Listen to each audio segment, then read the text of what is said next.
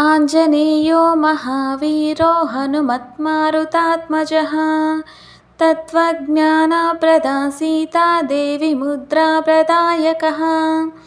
अशोकवनिकाच्छेत्ता सर्वमायाविभञ्जनः सर्वबन्धविमुक्ता च रक्षो विध्वंसकारकः परविद्यापरिहार परशौर्यविनाशनः परमन्त्रनिराकर्ता परयन्त्रप्रभेदकः सर्वग्रहविनाशी च भीमसेनसहायकृत् सर्वदुःखहरः सर्वलोकचारी मनोजवः पारिजातद्रुमूलस्था सर्वमन्त्रस्वरूपवान् सर्वतन्त्रस्वरूपी च सर्वयन्त्रात्मकस्तदा कपीश्वरो महाकायो सर्वरोगहरप्रभुः बलसिद्धिकरः सर्वविद्यासम्पत्प्रदायकः कपिसेनानायकः च भविष्यच्चतुराननः कुमारब्रह्मचारी च रत्नकुण्डलदीप्तिमान् सञ्चलद्वालसन्नग्धा लम्बमानाशिकोज्ज्वलः गन्धर्वविद्यतत्त्वज्ञो महाबलपराक्रमः कारागृहविमुक्ता च शृङ्खलाबन्धमोचकः सागरोत्तरकप्रज्ञो रामदूतप्रतापवान् वानरकेसरीसूता सीताशोकनिवारकः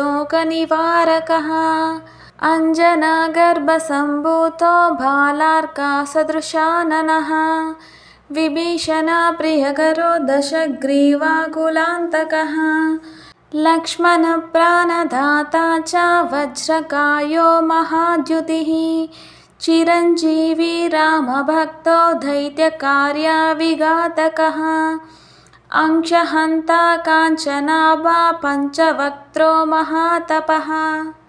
लङ्किनी भञ्जन श्रीमान् सिंहिका प्राणभञ्जनः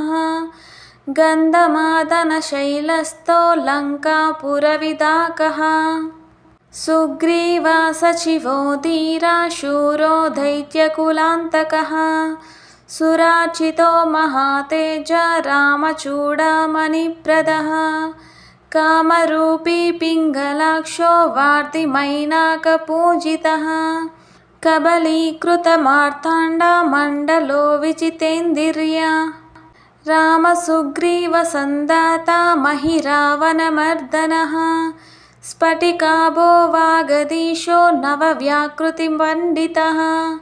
चतुर्बाहुर्दीनबन्धुर्महात्मा भक्तवत्सलः सञ्जीवननगाहर्ता शुचिर्वाग्मी दृढव्रतः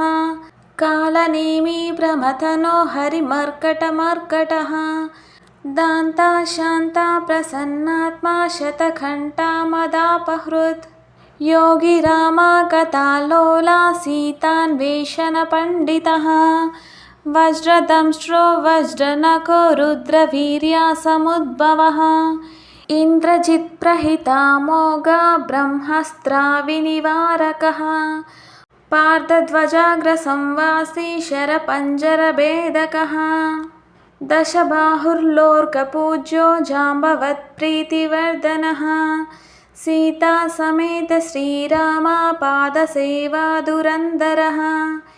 इत्येवं श्रीहनुमतो नाम्नामष्टोत्तरं शतं